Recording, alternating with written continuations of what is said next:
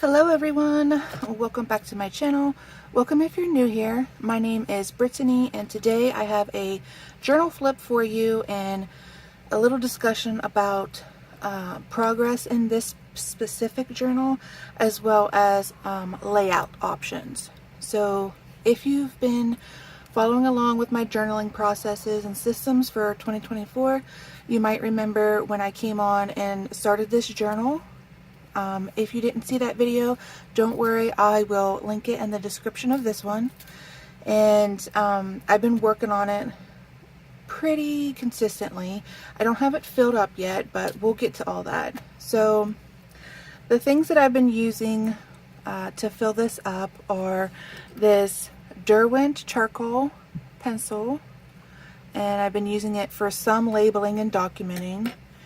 A random sketch pencil that was included in one of my sketch pad kits, a Sakura Micron Pigma 005 archival ink pen,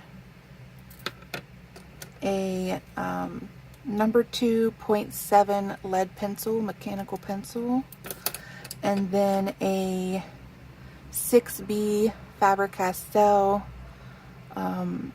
sketch pencil. And so I wanted this to look very lived in. However, it's not too lived in yet, but you can see some smudging, which is fine.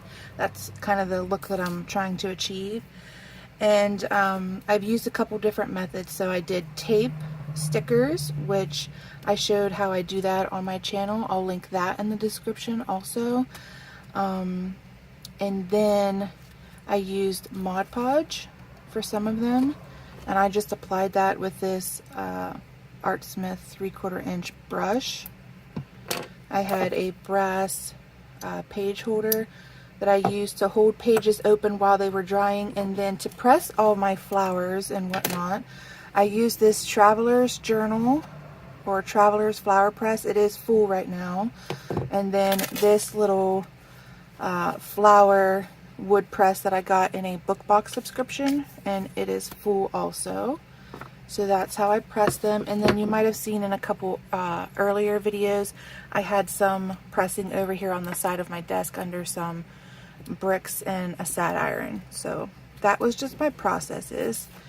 And for the charcoal pencil, I will say it does smudge, and there is a fixative that you can get to spray on it so that it won't smudge as much or smear, but I didn't have any of that, so I just used this Mod Podge clear acrylic sealer, and it worked just fine. So if you have any of that on hand, if you're doing this, that worked for me. And so what I did was I did a couple different spreads because I wasn't sure how I wanted my nature journal to look. And so I just tried a couple different things. And I used my typewriter. So I have an Adler script typewriter, and I have an Olivetti Underwood. But this one's my Adler script.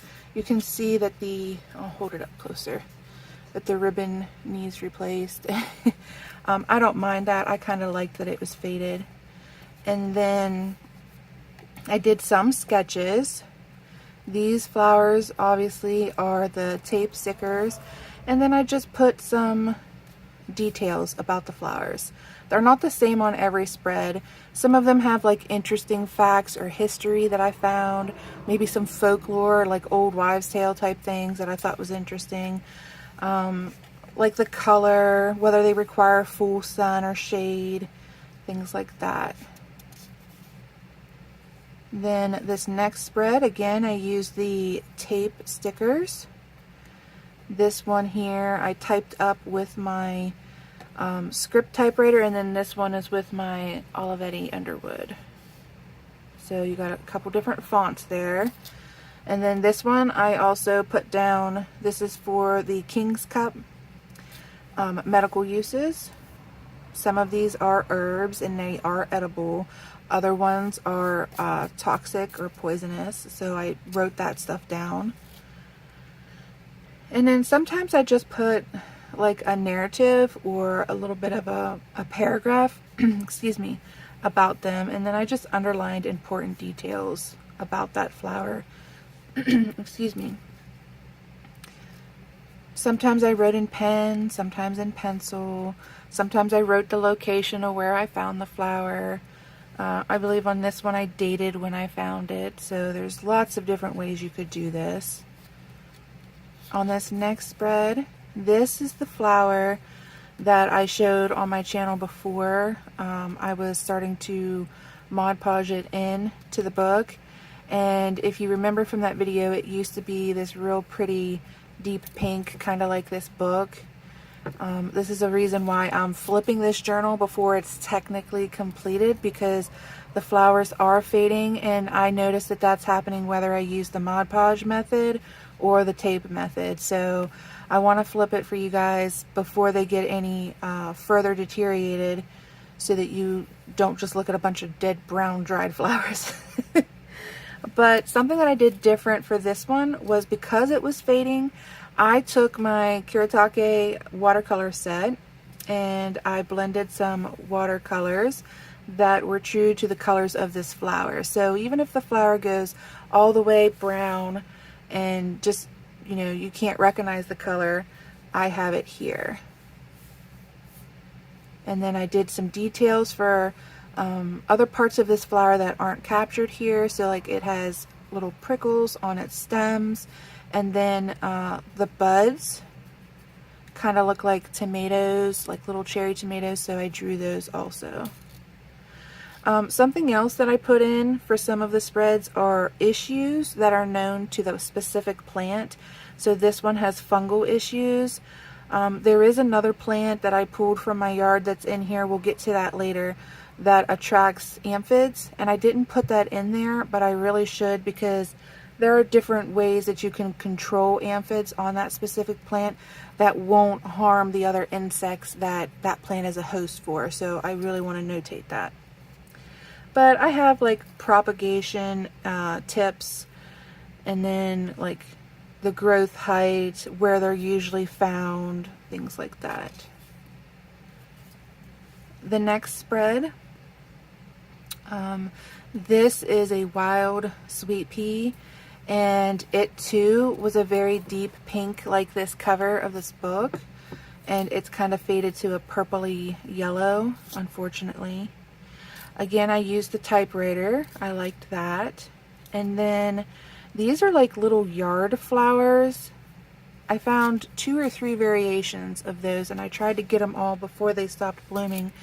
But what I found interesting about this specific one is that it was eaten by gold rush miners because of the high amount of vitamin C that it provides, and they did that to avoid getting scurvy, which I thought that was really interesting.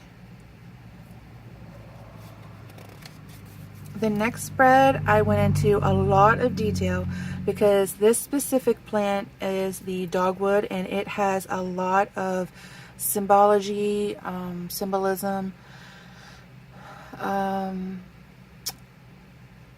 deep, rich history. There's a lot of like beliefs or folklore tied in it. There's also a good amount of history with the dogwood. So I just wrote some of that down. And one of the ones that I was really interested in is the exchange between the United States and Japan. So Japan gave the United States cherry blossoms that are in Washington, D.C., and the United States gave Japan dogwood trees. And unfortunately, the dogwood trees aren't, they didn't survive over there, except for one that was planted in an agricultural high school. But I just wanted to remember that because I think that that is so interesting. And then this particular plant or tree, it also has a lot of religious significance. So the color stands for things, the number of the petals stands for things, the shape of the center represents the crown that Jesus wore when he was crucified, and then the little dips on each of the petals represent the wounds of Christ, which I thought was very fascinating. The next spread, again, I used the typewriter. I did some drawing, and this has some tape stickers as well as Mod Podge. So these ones are holding up pretty well.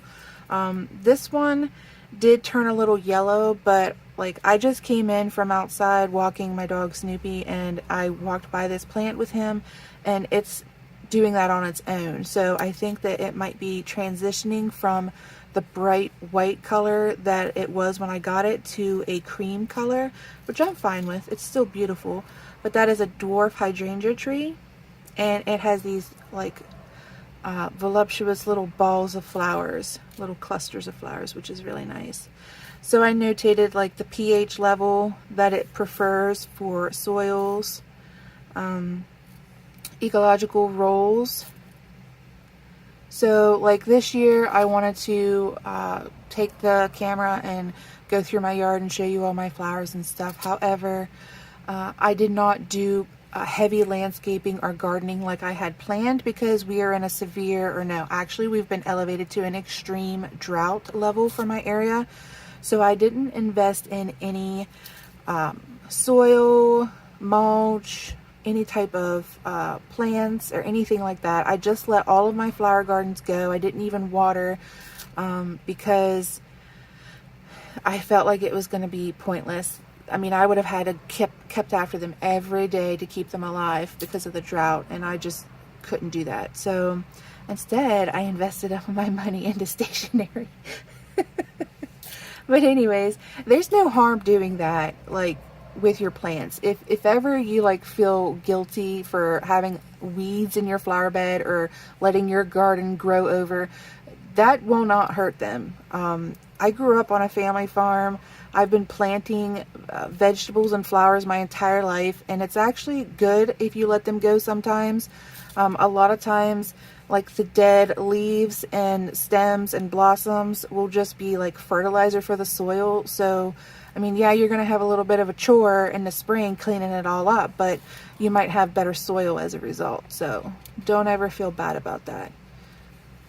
The next spread, this is a Rosa Sharon, or a common hibiscus flower, and this grows very, very tall. It was about, I want to say 2 feet tall, if I remember correctly. My husband told me when his mother planted it, my late mother-in-law. So I inherited from her, and now it's like, I don't know, 10, 12 feet tall and probably 8 feet wide. It's huge. I mean, it's a huge shade provider for the front of our house. And also, I have my bird feeder right next to it, so there's usually like a robin's nest in it. The birds kind of like hide out in there. We see cardinals, blue jays, finches, crows. They all go in that. They love that. And then this one can be steeped as tea. It has different colors: pink, purple, blue, and white. This one was pink. It faded to purple. I thought it was interesting that it's the national flower of South Korea, so I noted that. And then these are some details and scripture for religious symbolism related to that flower. The next one are just like your regular store-bought bushel of flowers. I got myself roses for my birthday. These have faded quite a bit. It was a bright pink like this one here. It's very beautiful. You can still kind of see it on the edges, but it doesn't do it justice. And so what I did, because they were store-bought and, you know, probably grown in a warehouse somewhere, is I just looked up the significance of like giving 12 roses, which that is associated with completeness or perfection. For the baby's breath, I just wrote down what it symbolizes, and the same thing for the greenery.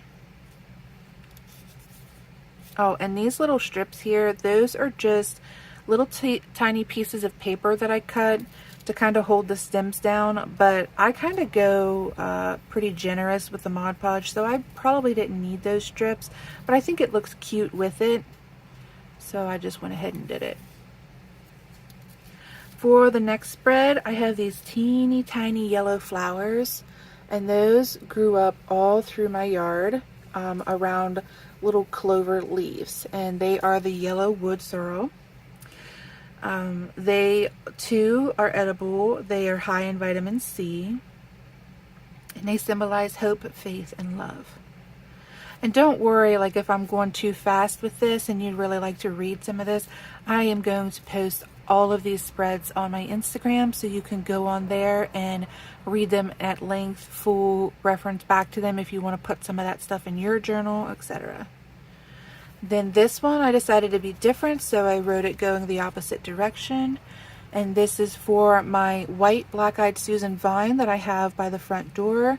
This goes everywhere. I planted around March, and right now is like its peak season, so there are little white black-eyed Susans everywhere. It's grown up almost to the roof of our house. I do have a very large trellis for it to kind of give it something to climb, but it is also climbing into my azalea that I have out there. So I'm going to have to do some work on that, clean that up. It too has some religious symbolism, so I added that. This next one is for the wild western rose. We have these out by our the guardrail coming into our driveway from the road, and this was another flower that I inherited from my mother-in-law, my late mother-in-law. She planted several of these bushes as kind of like a hedge or a barrier type of a thing. And so for this I decided to be a little bit different and do kind of like a schematic type diagram drawing or labeling of the flower, and then what isn't shown or what I don't have parts of I just put up here.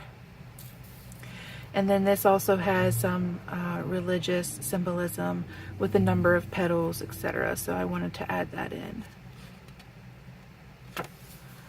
The next spread is for the Rose of Sharon again. However, this is for the white blossom. And I decided to put different things for it this time.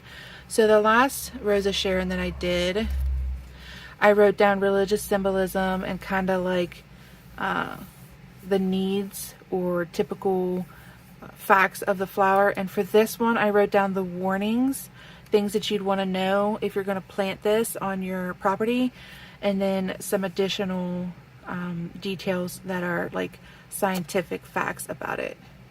My little kitty's probably going to come up here on camera, guys, just giving you a heads up. So one of them is that it attracts pollinators, including hummingbirds, bees, and it feeds a wide variety of birds. And then some warnings that you might want to know about is that it does grow quite large if you let it go, and also that it produces numerous seed pods, and those are spread by the wind. So if you do not go out and like leaf blow or rake up the little blossoms that fall to the ground, this will spring up literally everywhere that those fall.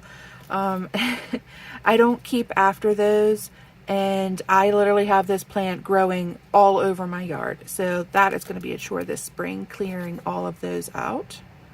It is a self-seeder. Then this next one is a red maple leaf, and my husband and I planted 2 of these a couple years after we got married, and one of them didn't make it, unfortunately, so this is from the remaining one. And this was a perfect leaf. I showed it before on this channel, and then my little kitty got in and kind of took a bite. So that's what prompted me to honestly get in here and work on this, so that none of my other stuff got damaged. But for this spread, I just wrote down the common name and then like a scientific name. I did things about the soil, the maturity, a scientific family or genus. And then I thought it was interesting, there is a Japanese tradition, Mimijirari.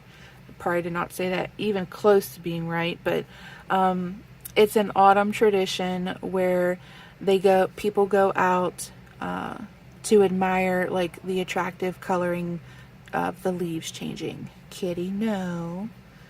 Don't need to be chewing my bracelet. So that was interesting. Stop that. Stop that. The next spread is for the ginkgo, and I have, again, no kitty. I have 2 of these in my book and different details for each. So this one is another ginkgo, and it's shaped a little bit differently, the leaf is. And I put down some of the symbology and interesting details about it on the reverse, whereas this one has more of like the care and use of the tree. These are actually pretty rare in my area. I've only ever seen 2 in my entire county. And as I was looking it up and researching it, I found that they are a rare tree in general, so not just in my area. The next spread is for, I'm laughing because I just put my kitten down and he got right back up here. Okay. Is another field daisy, and then a orange black-eyed Susan, or yellow. And I did the same thing with the watercolor here, and I put the name of the color and the number, so if I run out of it in my kit, I can reorder it. Use the typewriter again. I put some reverse writing, which I liked. Hold on, guys, I gotta get the kitten. Okay, you're just gonna be held then. Alright, and then the next one, this is that plant that I was just telling you about that is prone to aphids. So this is a milkweed or butterfly bush. This is the scientific name of this specific type. I have several of these in my yard because I like look after the monarch caterpillars that this is a host plant for. And so I wrote down some details about it. I have a little butterfly rub-on sticker here, and then some warnings, some symbolism, and an interesting detail is that the seed pods, let me lift this up, the seed pods can be stripped of the silks, and that can be used to make paper. And I actually was going to take a class on that. I think it was in Cleveland, Ohio. A university had a class last summer where they were teaching that, and I unfortunately wasn't able to go, but I think I'm just going to research that method and teach myself, so that might be something that I show or talk about in a future video. The next one, another example of why I wanted to get on here and do this. This one is faded so badly. It's hard to pick the book up while I'm holding the kitten, sorry. So this flower is a deep purple maroon color, and really there's not even a hint of it left. I mean, even this dark doesn't represent it anymore. So again, I used that watercolor, swatched it out, wrote some other interesting details about it, and then going the opposite way, I have like the scientific stuff. And it's also known as a false shamrock. This is a really pretty flower. I have it as a house plant, but I also have it on my back porch right now. So it is good to go indoors and outdoors, which I think is interesting to know. Last year, it kind of like withered up indoors. I think because our AC was running so much, so I kind of like emptied the pot over the porch last year and was kind of like giving up on it. But then this spring it grew back in my yard. So I dug it up and I put it back in the pot, and it's back in the house. Well, it's on the back porch, and as the nights get cooler, it'll come back inside. But every now and then it grows these beautiful light pinkish purple flowers. It can be either color.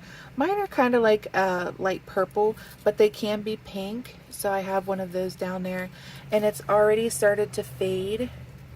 So I don't know if you can see any more of the color or not, but maybe if I tilt it you can. Alright, the next spread is a sweet pea, a wild sweet pea. So this is actually from the same bush as that previous one that I shared that had faded really bad. So you can see the color difference. There's a huge difference. This one kept more of its color, but it's still fading to purple.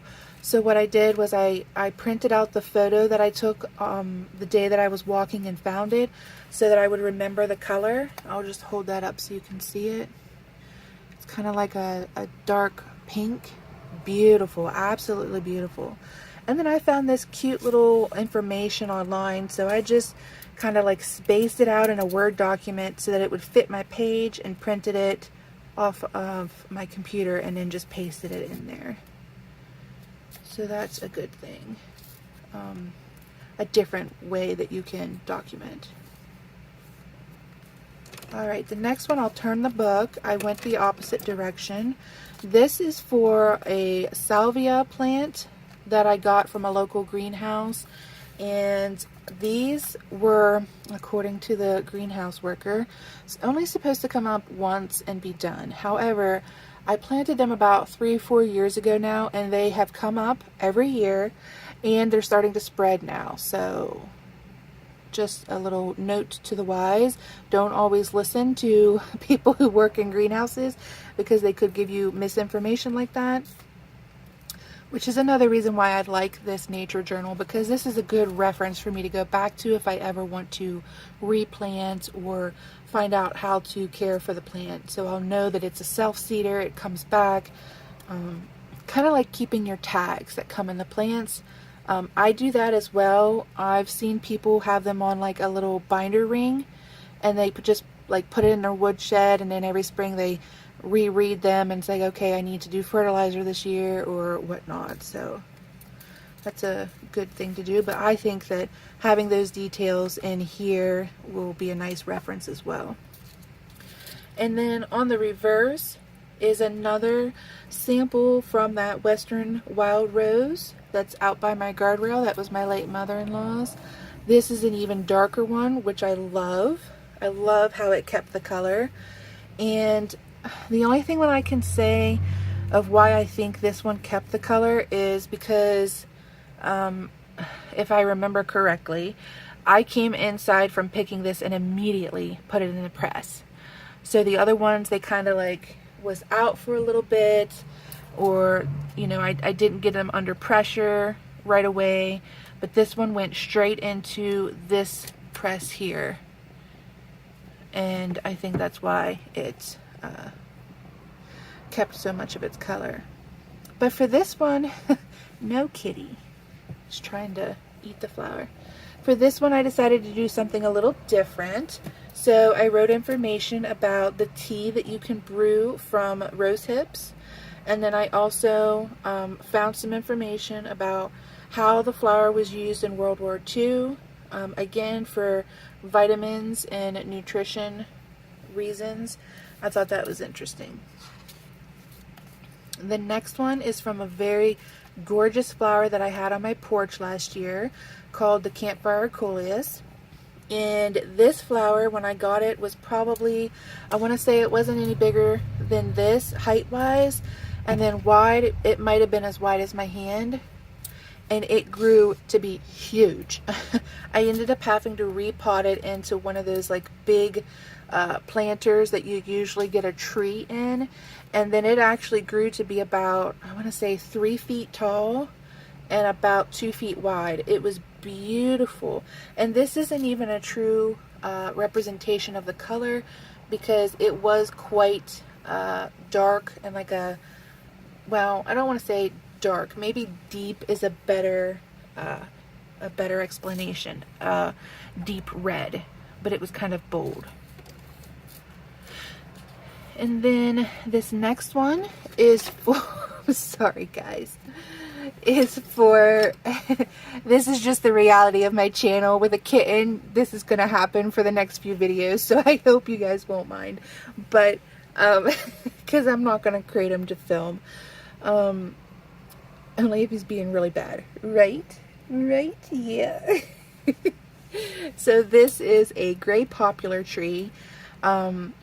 This is a self-seeder also, and this will spread very easily and almost yearly. So we had a huge one of these behind our house, and I loved it. It was my favorite tree in the yard, and I would always sit under it. We have like a hill kind of going down to where it was, and I would lay on the hill and just like watch the clouds. I'd look up through the branches. I wrote a poem about this tree. I submitted a photo looking up through its branches to an art competition, and it was published.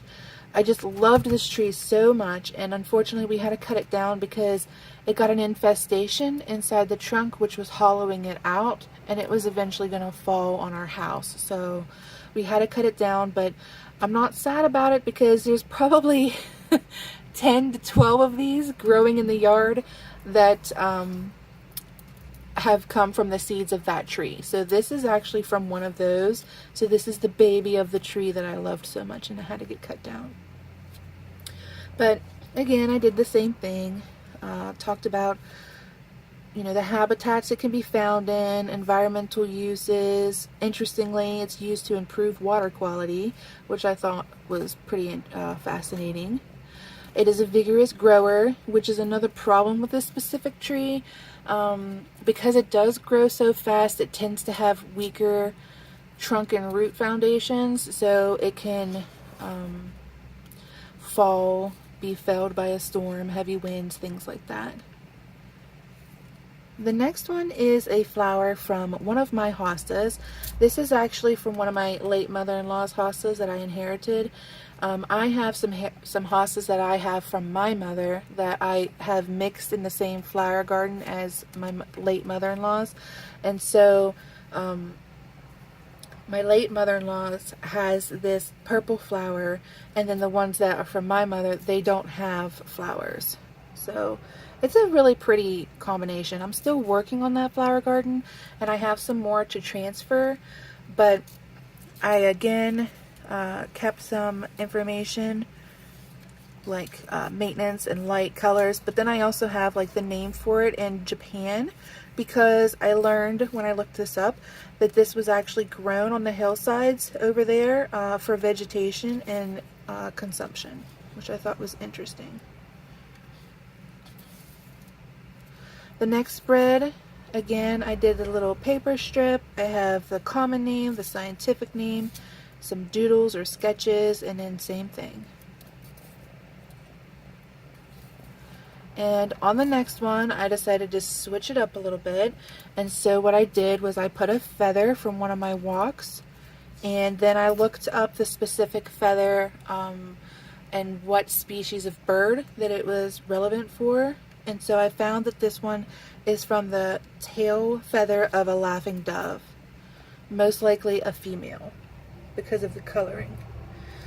And so I just put down some information about the bird call, the subspecies, how size, how long or large the bird gets in totality, its lifespan, things like that. A little bit of history and how it's been used. The specific dove has been used in history. And then I have some religious and scripture reference, and then I have a birdhouse drawing of the type of bird building or structure that they would be drawn to. So instead of a closed birdhouse, they would be most drawn to an open one that kind of has like a little basket area for them to nest in, which I'm actually going to get one of these for my property. Alright, the next one, this is a more recent one. I found this a couple of days ago. That's why it still has some of the orange coloring. But this is from a maple tree that's kind of hanging over onto our property from the wood line. We have the woods or forest behind our house, and the leaves from this particular tree always come into our yard. And then I drew the seed or the fruit that this tree bears. I found this very interesting. When I was looking up the history of the maple, this particular one is one of 132 species of the maple tree, and that during World War II, the U.S. Army developed a special airdrop supply carrier that was kind of like created after the maple seed, which I thought was interesting. And then when I was out walking Snoopy just a little bit ago, I found this really neat one, which I wish I could have in this book, but it's not going to happen. But usually they have two little seed pods, and this one has like a little third one growing out of it. Hopefully you guys can see that. So I thought that that was really interesting, and I just think if I could get it in there, that would be so neat. but I know that when I close the book it's gonna break. So I also picked up a little flat one that I'll probably put in there. And then the next spread has some wild carrot, a little tiny blossom. Usually these are much larger blossoms, but this is also known as Anne's lace. Again, I put some interesting details and then some scientific details. On the opposite, I have some meadow knapweed. This is a flower that I never really noticed in my area until this year. I'm sure we had them before, but I've, like, on all my walks I've been going on, I've been seeing it, and so it was really interesting for me to look this one up. I did find out that it is invasive. Their root systems kind of spread, they're lengthy, and I don't know that they strangle other plant root systems, but it can kind of like push them out and take over, so it's good to know. The next one is for my late mother-in-law's miniature rose. This, interestingly, has started to turn a light pink color. You can kind of still see some of the pink on the petals, but when I was just out there with little Snoop, we walked around that side of the house and it actually is like striping. So the petals are getting pink stripes. That's interesting. And if you've ever noticed that with your flowers and you're not really sure why all of a sudden your white flower is turning ivory, or maybe your white dogwood is turning pink, that's often a sign of changes in your soil. Something that my grandfather always used to do, he had a lot of dogwoods on the property at the farm, is he would take a rusty nail and he would put it in the trunk of a white dogwood and it would turn a dogwood pink. So little things like that can make a change in your flowers, but also different minerals and things in your soil can change the colors.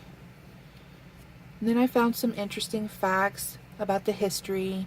The father of the modern miniature rose, so I put that in there. This I loved learning about. So it says that botanical sketches proved that the miniature rose arrived in Europe sometime in the 19th century. And you guys know how I love to sketch my flowers, so I really loved that. We're almost done.